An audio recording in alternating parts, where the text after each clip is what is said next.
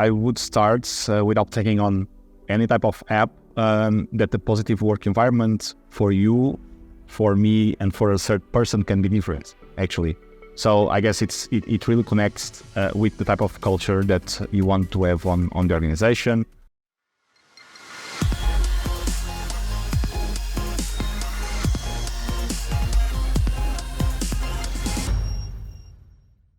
Hi, everyone. Welcome to the New HR Show. I'm your host, Mark Jackson, and today we're excited to have Vitor, the CEO of Tap My Back.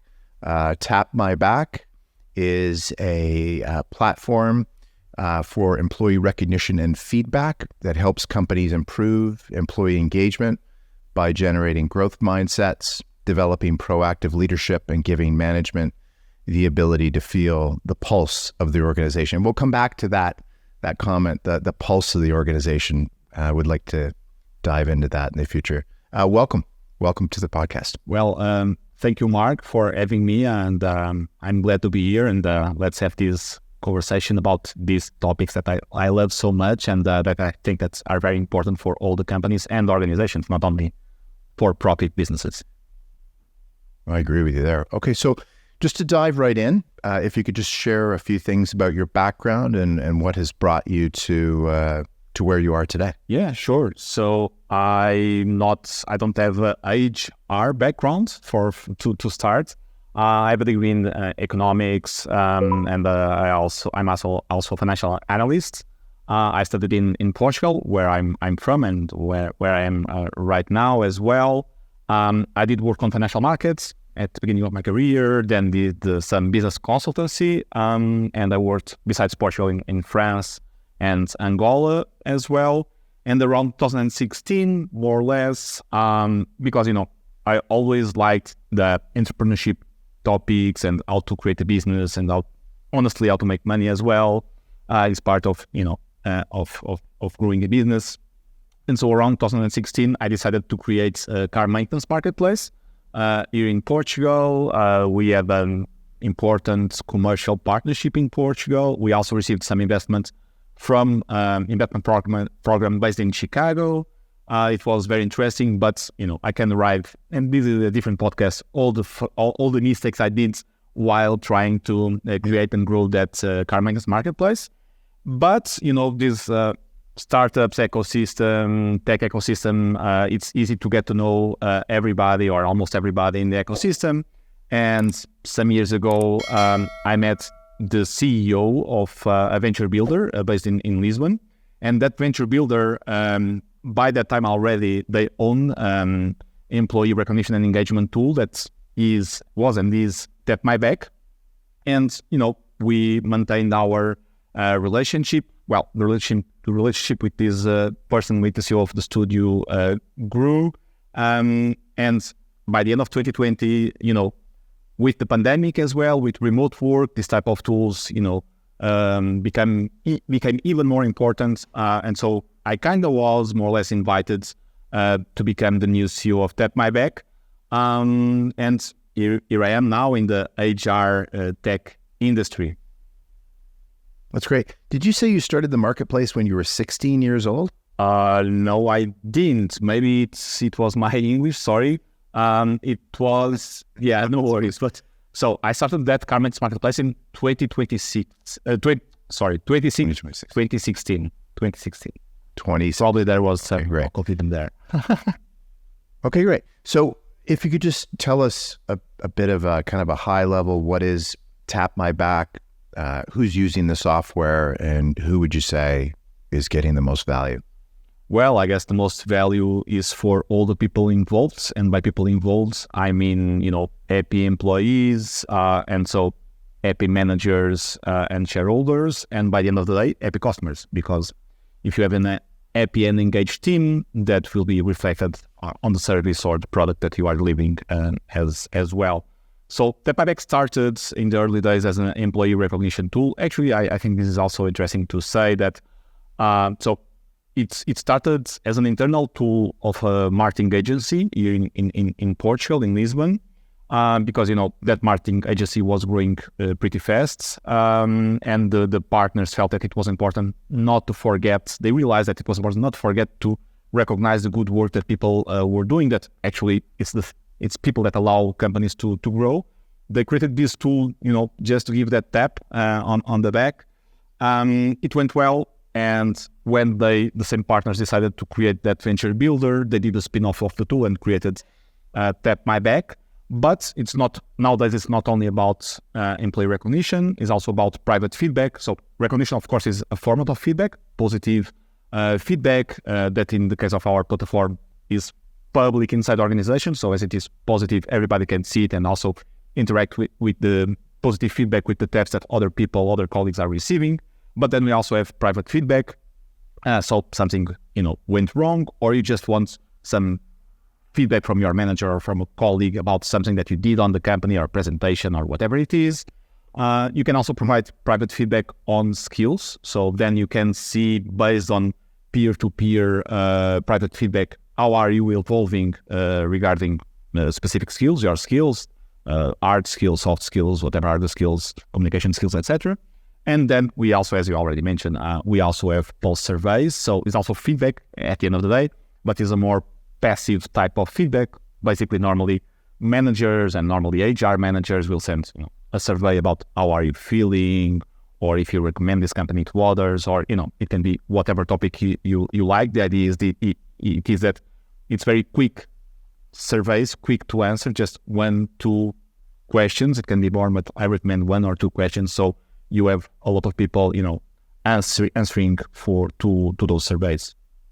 And I mean, that's great. And when you do, sorry, go ahead. Just to finish, because you also asked who are the people or the companies that we are serving, something like that. So nowadays we are serving organizations, and I always say organizations because there are also non-profits that also use Tap My Back in all continents nowadays. But most of our customers are based in the US and also in UK.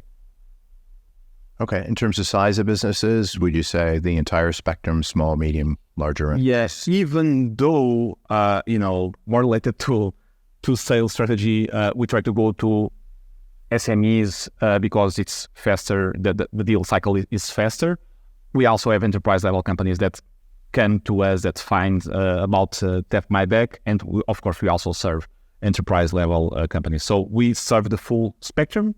And also in different industries, we can be tech companies, startups, non-profits, as I already mentioned, education organizations, factory-based teams as well. So it's more about the culture that those organizations already have and what they are trying to build up on that culture, more than type of business, size of the organization, or even region. Okay. So in reading through your platform, it's clear that executives can get real-time insights about their employee engagement.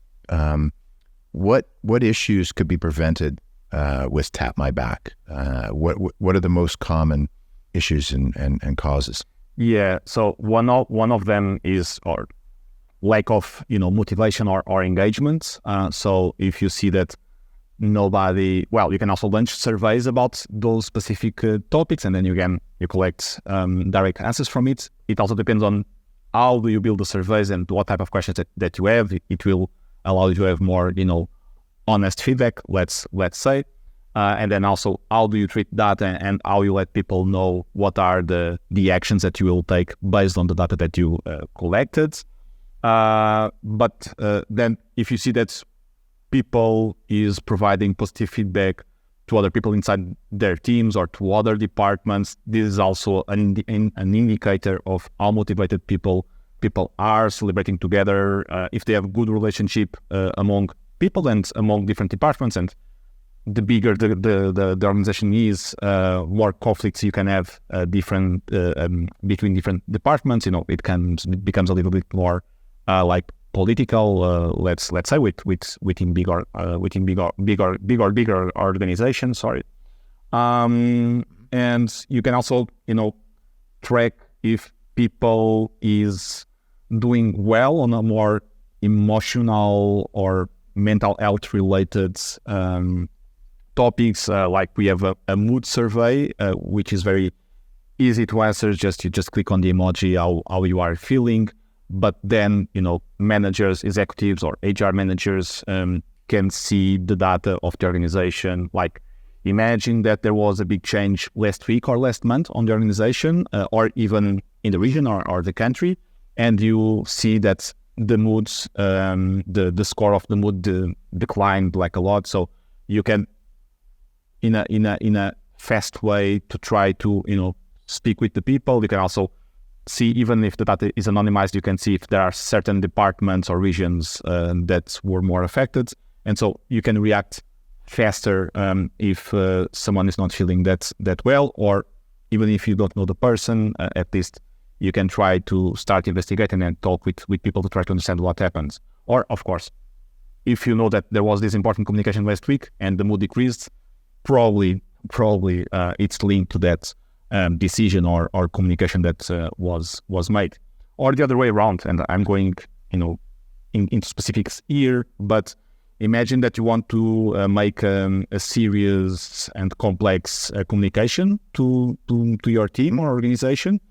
You can also try to understand what is the moment of the week or the month or the year where the mood is normally, if you already are using Tap My Back for some time, of course, where the morale is higher. And so you can try to use that or to do that communication in that stage of the week or the month to, communications that can be a little bit more complex, for instance. Interesting. Broadly speaking, is there a time of the month where morale is generally higher? So it can depend from account to account, of course, but I would say that the beginning of not the month, but beginning of the week, normally morale is higher. Okay. Yeah. Okay. Interesting. Not the beginning or the ending of the month. At least not that I know. Maybe, but not that I know. I imagine at the end of the month, there's a lot. Yeah. I can investigate. There's a lot of pressures to get tasks and hit numbers and things and do that nature. And then you have the month, you're kind of starting at zero again. So that could be a little deflating as well. So interesting. So the beginning of the week for sure. All right. I'd love to hear your thoughts and insights about how to build a positive work environment and establish company culture with your app or whatever you'd like to share. Yeah, I would start without taking on any type of app, that the positive work environment for you, for me, and for a third person can be different, actually. So I guess it really connects with the type of culture that you want to have on the organization, but also the culture and the region where you are in the globe with different values. But of course, there are some common stuff that I would recommend, at least nowadays with more modern types of management, is like to be transparent. Of course, I do understand, and the bigger the company is, there are some sensitive data that you cannot share, every day or without being cautious. But at least with your team, from a manager to the team, share the data, not only the data, but share the reason why people are doing stuff. Why do we need to do this task or this activity? People need to be engaged. People need to understand what is the reason behind the tests and the activities. Maybe this can, work on the short term. You just pass the tasks, you just give orders, and people will execute that. But as time passes, people will feel less motivated, disengaged, and that will tend to increase your employee turnover. So I guess transparency and explaining, and discussing the why you are doing the stuff. And sometimes why trying to achieve this KPI or that goal as well. It's good, and that will help to build trust among the team members and from managers to the people that is on that team or on that organization. So I would say, from my point of view, transparency and building trust and everybody understanding the why, people will feel more empowered to achieve the goals, come up with suggestions, come up with different solutions. So yeah, I think that's important. And I'm not sure if I completed answered your question, but on a generic and more global level, I think that's very important. Having them know the why and definitely the mission is definitely the end state of where you're trying to go, and trying to connect all of the tasks to where they are going. Because quite often if it's done in a vacuum, they don't necessarily know that task X has an end state that's going to move the needle towards your mission and the impact in terms of receiving. In terms of receiving. Sorry, just to add one more thing, and maybe that can be important not only when you already have people on the company, but maybe when you are doing recruitment as well. To be transparent about why you are doing this, what is your purpose, and I know that purpose is like a buzzword that everybody is using, but it's true and it's important. So you can align expectations already in the recruitment phase, and so if that person comes aboard, probably the employee turnover will not be that high compared to people that come aboard with disaligned expectations. If you are not transparent enough and open enough in the recruitment stage. That's a good point. I hadn't really thought of that. That's an excellent point. I guess tying into that, obviously it's often noted the difference between being a leader and being a boss. What do you think, apart from some of the stuff that we've touched on already, the transparency, the mission, the why, what do you think are some of the values that great leaders share? Yeah, we already discussed some of the points. I think that to be a leader compared to be just a manager is that you are willing to be challenged. And I think that nobody, the first reaction of everybody when we are being challenged is like being defensive. It's the first reaction, and that's okay. It's human nature. But the leader will recognize and understands, okay, it's good that they have these team members that come up with different ideas that don't agree every time with me, because at the end of the day, we will get better solutions if we discuss the topics, the why or the means to get to the whys. So, I think a big difference is someone that is willing to have these objections from team members or from people from other departments. If you are just a manager of your department, opposed by just giving orders and expect that people just say yes sir or yes ma'am, and I think that's a big difference between being a leader and a manager. So yeah, of course we already talked about the why, the transparency, and I have to say that feedback is important for everybody, but if you are in a management position, and I know that the days and the weeks pass very quickly because you have a lot of stuff to achieve and to do, and sometimes people just forget basic but important things, but not to forget to provide feedback to people. And it doesn't matter if it's just an intern that just arrived to the company and is new in the workplace, or in the first experience working, or even if it's a senior, or even somebody that is you are a manager, and you can also provide in a different in a different format, but you can also provide feedback to somebody that is on a C-level position on that organization. Of course, the same feedback, the same content, depending on the person profile. Not only the position, but also the profile should be delivered in a different format, the way you speak, the words that you use, of course. But feedback is always valuable, and not only giving, but also asking or requiring feedback, so you can keep improving yourself, or at least understand if you are in the right path or not. According, of course, this is subjective, but the more feedback you have from more people, the more scientific, let's say it's not science, but the more accurate will be that feedback at the end of the day. So yeah, not only positive feedback that is important to celebrate with your team members when you achieve an important milestone. Or also another thing that it's incredible, it's not only for leaders, but leaders should set the example to say thank you. It doesn't hurt. I know that, again, people is already expecting that somebody is doing something, and you don't have to say thank you to every little detail that is done during the day. But from time to time, it's important not to forget to say, thank you for that. Even if it's not, the extra mile, but doesn't hurt. At the end of your sentence, I received it. Thank you. Or, good job. It doesn't hurt at all. And, if you tend to forget this, even if you know it's important, it can happen. You can set up reminders if needed, a weekly reminder.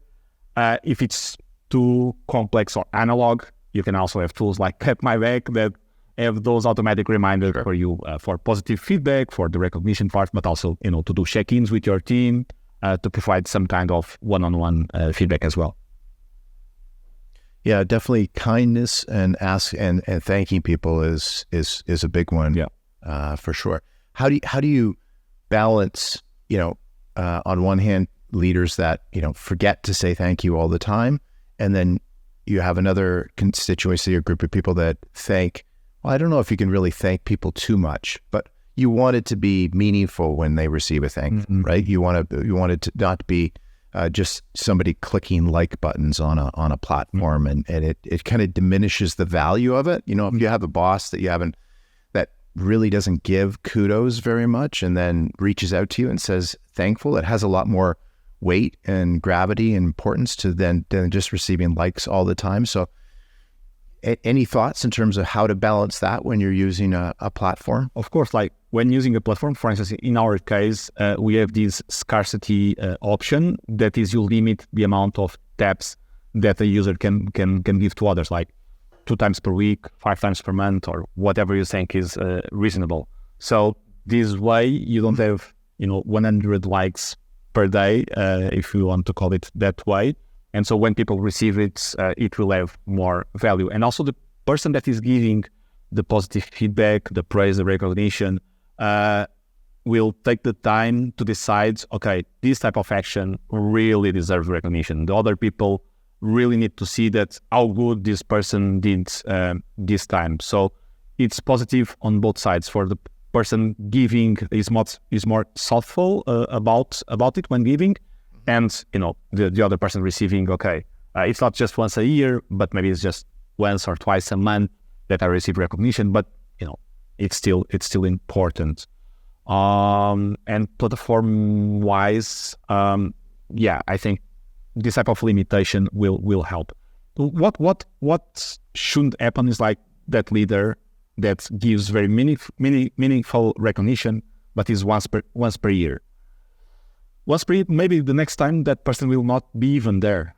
So you have to balance, of course, not too many, so it will lose value, but you still have to, once a month, once a week, depending on the case, recognize people. What's the best way for a leader to in the aggregate, when you're dealing with a larger team, to get feedback from the team, honest feedback from the team? Obviously, you receive a survey, an internal survey. The first thing that goes through a lot of people's minds is if I say something, it's going to come back and hurt me in some sort of a review against my manager or somebody senior. It's almost like going to a corporate town hall. Nobody wants to stand up because it puts a bit of a target on your back. How do you get that honest feedback from your team? Again, you have to build the culture, right? So people can feel safe when giving feedback on a town hall or with a platform or drinking a coffee with somebody. All of that is different formats of feedback. If you should build on that trust and openness type of culture when sending a survey. For instance, if it's to rate your manager, it should be anonymous survey. Of course, if normally it will be like the HR department in that case to launch that survey, the HR department should also from time to time talk with people and explain, in a meeting, in a all ends or something like that, have 5 minutes to explain, okay, we are going to launch this type of surveys. This is completely anonymous, and also only our department, the HR department, will analyze the results, even if they are anonymous. So you always need to communicate with people. So building the culture, and of course, to build the culture, you have to communicate clearly as well, and also ask to inputs from people. But then every time or from time to time, when you are launching these kind of surveys, for instance, if survey is the way to collect that type of feedback, you should communicate with people before the survey, and after the survey, you should not forget, always to show that some actions are being taken. Otherwise, why people will is answering surveys if they don't see nothing being done? It's pointless. So it's not only about the information or the feedback itself. It's about how you set the culture before, and explain people and listen to people. And after the feedback, a survey or not, you also need to show people that you are doing something that is useful to everybody with that information or feedback. How about the brevity of the survey? I've seen a lot of 20-minute surveys, and actually in the last year, I've seen a number of 20-minute surveys. So yeah, I imagine that from time to time, or in some industries, if it's like a safety survey in the oil industry, I understand that that's important and it has to be like that. But most of the surveys don't need to be like that. If it's, to understand how your people is doing, if it's about making some changes in the company, if it's about the next company party, for Christmas or something like that, it's better to have, 10 surveys during a time frame, like during the year, with one question, than having 2 or 3 surveys with 10 questions, because that will be the reaction. You have so many stuff to do during the work day, and you just received, one more email with a survey that says, sometimes it says at the beginning, it's only 2 minutes. And then you start doing it, and 10 minutes go, and 15 minutes already passed, and you are still doing that. So every time that you need to collect data, understand what, and feedback, understand what is the most important information that you really need, and try to transform that in a 1 or 2, 3, maximum 3 questions survey. And if you need to... Yeah, and you can always have, like, at the end of it, an open forum. So if they have something else that's critical that they want to share at the moment, they can, even if it's unrelated to whatever you're communicating about, for sure. I did, obviously I noticed when I reviewed the platform that you have integrations with Slack and Teams. Based on your experience, how do you maintain a human approach and engagement even when teams are remote? Yeah. So of course it's not, and it will never be the same talking with somebody, in person compared to digital tools, even if it's video tools. It's not the same thing. Let's be honest. But having a remote workforce has that con, but you also have a lot of pros. So you are always balancing, and when a company decides to be remote or hybrids or full in-person workplace, always try to balance the pros and cons. If you are fully remote, so you have to use the tools that will help you minimize the impact of not having direct communication on a daily basis on a in-person level. Slack and Microsoft Teams, of course, help a lot. And again, with the pandemic, the usage of these tools increased like a lot. And I think Microsoft Teams it's true. Microsoft Teams grew even more because companies that already have the Office, Microsoft Office stack, just adopted Teams it was just there on their stack, but not being used so much. So of course you can do video calls. You should not also abuse video calls, otherwise you will not work, or you will be, switching from one call to another, and your brain at the end of the day will be, exhausted, completely exhausted. But you can also use, for instance, as we have the integration with Teams and with Slack, you can use your other tools like TapMyBack, to provide that recognition, because recognition is not only about motivating people and showing others what people is doing right, but also telling in an implicit way what are the company values, because every time that you praise somebody, you can also select a badge that normally are the company values. So you can do that on Slack and on Teams with TapMyBack. You can also have the private feedback through those integrations, and also lunch post surveys that will be answered inside Microsoft Teams and inside Slack. For full remote workforces, I think this kind of tools and even others are very important to keep the communication and the culture of the company that goes along with the type of communication that you have. And even if you are in a hybrid, hybrid type of workplace, or even in person, these tools are still useful, right? You just balance the amount of in person meetings and conversations with digital solutions and digital channels as well. And I can give you our own example. We are a hybrid workforce, yeah. So we go on Tuesdays. Normally on Tuesdays we go to the office, and it's great. We are having coffee with a colleague to talk not only about work and to solve some issues related to work and have some new ideas, because they are generated in a more spontaneous way, I would say, if it's in person. But also, socially, to connect with other people. We are human beings, and in the case of companies and in the case of organizations in general, we have to achieve goals. But we are based in emotions, to be honest. So it's also important to connect on a human level with other people, and it helps a lot to do that in person.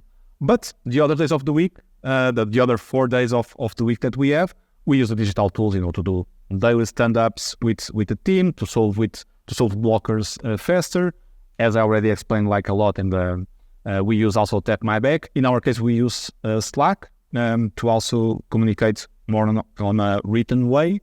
So yeah, there are nowadays a lot of digital tools that can help you, communicate properly and try to keep people together. Great. I noticed that you recently made a post on LinkedIn that referred to employees' surveys as worthless if they don't, and we already touched a little bit on this, if they don't act on the right behalf. So could you please tell us a little bit about, creating engaging surveys and receiving valuable feedback from employees? I know we touched on it a little bit, but feel free to share on any expanded ideas that you have in terms of tips, or how your software can help in that respect. Yeah. So, for instance, what I was also mentioning, if you are using already Microsoft Teams or Slack, why to send people to a specific link to go to the browser to have a 10 questions survey? You can just send a survey, for instance, with TapMyBack through Teams or through Slack. People get that notification. It's probably just one question that they have to choose. It can be multiple choice, can be open answer, whatever. They provide the feedback and it's done. For the employee, it was 1 minute. It's crazy. And then you have the real-time data being collected as well. So the C-level executives or the HR managers, depending on the case, can see real-time data being gathered and they can analyze it very, very quickly on our dashboards. So yeah, that will be one of my suggestions. If you already have a communication tool, try to integrate stuff there so people don't have to go to and be distracted by going to a new tab, for instance. Keep it short, as short as possible. Keeping it short will also help you analyze the results instead of looking to 10 different type of questions. And the other thing that you said actually also is a good idea. Can be just one question or two questions, but then you have the comments, the open comments, text fields, so people can always share some more stuff. Yeah, I do like the idea of the quick surveys. Certainly, obviously, you can, if you're in a face-to-face meeting, you can go around the table and have everybody talk about the issue that's in front of you. But I find that there's two challenges that rise up in I guess my history is that number one, in the room, generally speaking, there's a strong personality. So quite often they'll say what they're thinking the solution is or what needs to be done.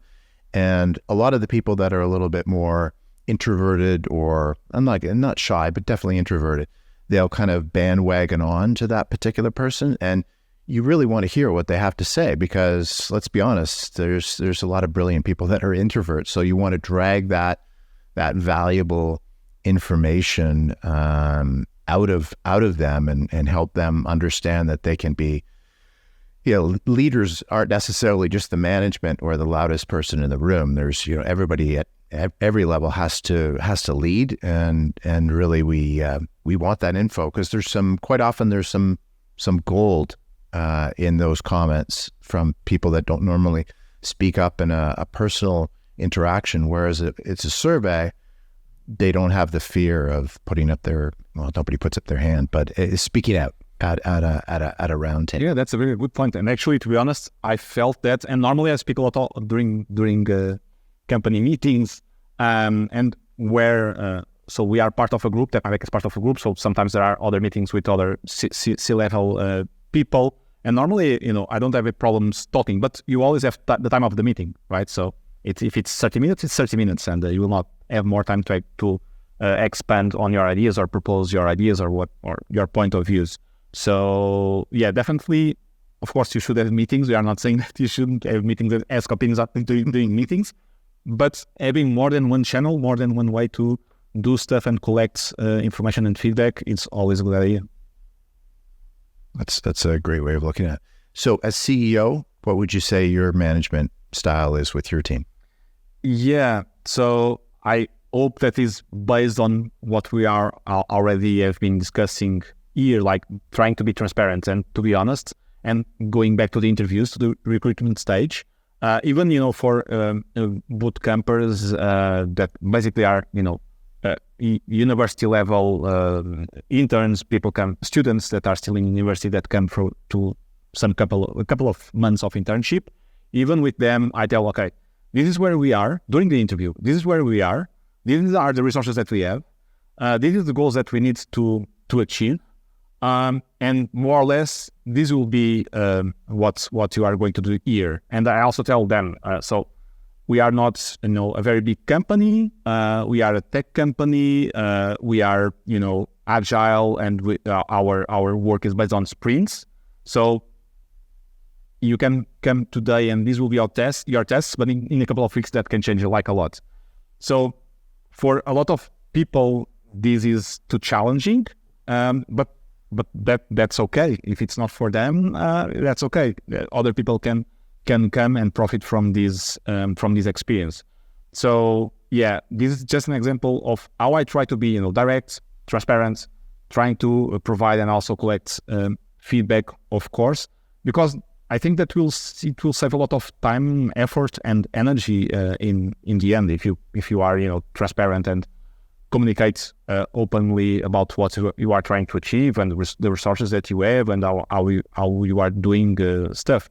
So I try to start not only on day one when new people is in the company, but even before that. So day one will be, and the days that follows will be even better. Like if I wasn't so direct and transparent during the recruitment stage as well. And as our tool is a feedback tool, positive and also private type of feedback, we really do things like that on our company. So we praise people for sure. We also have rewards attached to that recognition. I didn't mention yet, but basically on our case, it can be different for other use cases.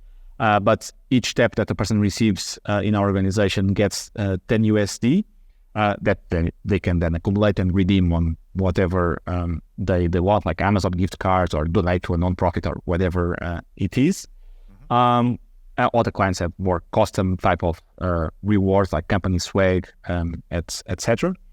And also private feedback. So as I tend also to forget some stuff, and I also have a lot of on my plate, I have Tap My Back reminders, to do check-ins with my team, to ask feedbacks like, how was your last week? Do you need some extra help from me or from the team so we can prepare better the next sprint, the next week that comes right after?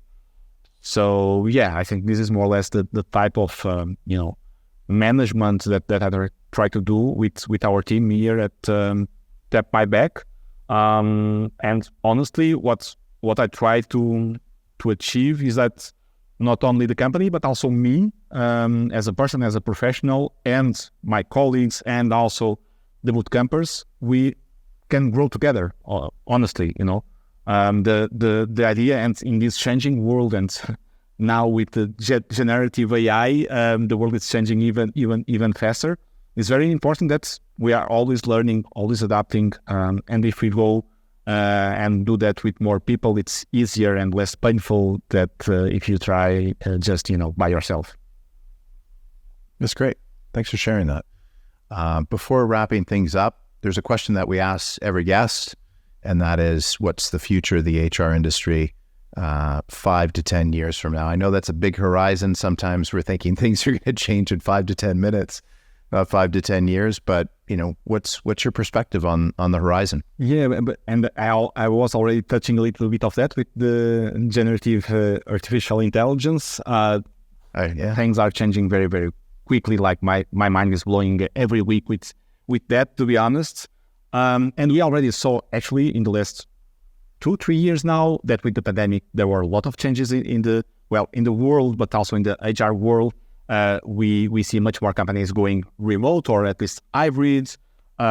We saw, and that actually was also positive, HR personnel now has more responsibility and a stronger words in the organizations, and I think that's important, very important actually. But I think that the next changes will be even faster with what is going on with generative artificial intelligence, because this is like a revolution. And in the short term, there are some, jobs, or at least 80% of the tasks of one job is no longer needed because the machine can do it. But that will also generate new jobs, new types of roles that will be needed in the market. But we need to everybody needs to adapt to that changes quickly, because if not, in the short term, it can be very, very painful. So I think we will have a lot of shifts in the type of employees that you have in different industries, new industries probably being created as well. But to end it on with a optimistic note, I think that like with the last industrial and technological revolutions that we had in the history of humankind, this will come with more prosperity. I do believe, and I think, and to finishing with an even more positive note, that this can be a very important argument, a very important factor to help us go and change from a 5 days work week to a 4 days work week. I'm normally posting and discussing this like a lot, because I'm a believer that with the efficiency that we have nowadays in the processes, in the industries, there's no reason to work 5 days a week anymore. We can shift to 4 days a week.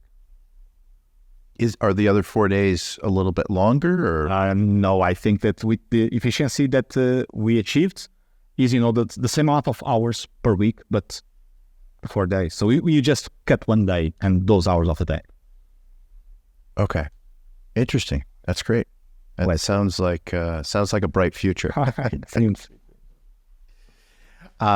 Vitor, thanks so much for your time today. Where can people learn more about Tap My Back and get in touch with you? Yeah, sure. So you can go to tapmyback.com or just Google it. And of course, we are also very active on LinkedIn mostly. So if you want to engage with our team or with me, please, send us an email or go to my profile, and I'm happy to have a chat with you. That's great. Thanks so much. Now, thank you for having me.